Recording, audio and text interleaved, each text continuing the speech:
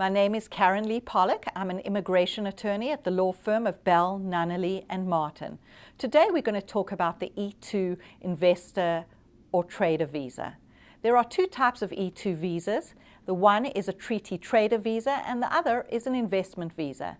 This visa can be renewed indefinitely but does not lead to a green card, as long as the business that is set up in the United States continues to operate.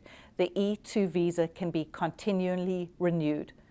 The E2 visa is not available to all countries.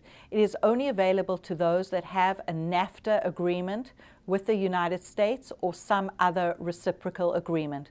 Common NAFTA member countries include EEU countries and countries like Pakistan and China. How do you apply for the E2 visa? Well, as I said, there are two types. Let's first talk about the E2 investor visa. This is where a national of one of the countries that has a reciprocal trade agreement with the United States invests a substantial amount of money into a business in the United States or starts a new business in the United States. The amount that must be invested really depends on what the type of business is.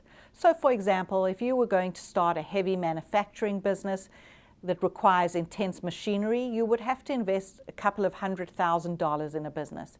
If you are an IT consulting company, you may just need a fax machine and a laptop.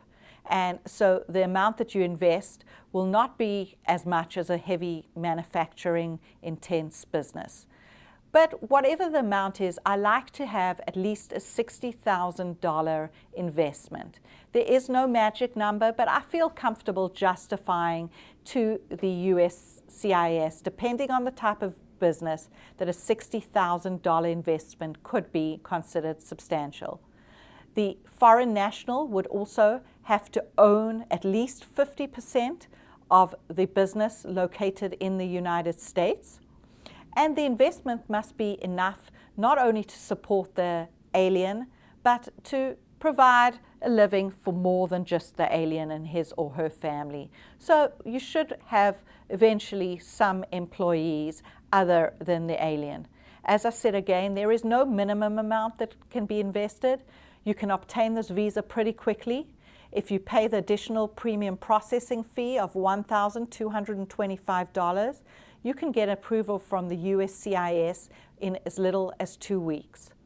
There are two different procedures for applying for this E2 investment visa, depending on where the alien is located. If the alien is in the United States, you would file the application with the USCIS with supporting documents, including business plans, proof that the money has already been invested. It is not sufficient to just have the money lying idle in a bank account. You would have information on what the business is, what the qualifications of the beneficiary are, and several other supporting documents, including incorporating a business in the United States. If the alien is located outside the United States, they would just apply directly at the U.S. consulate in their home country, and the consular officer will decide whether it's a legitimate E2 investment visa. A slight variation from the E2 investment visa is the E2 treaty trader visa.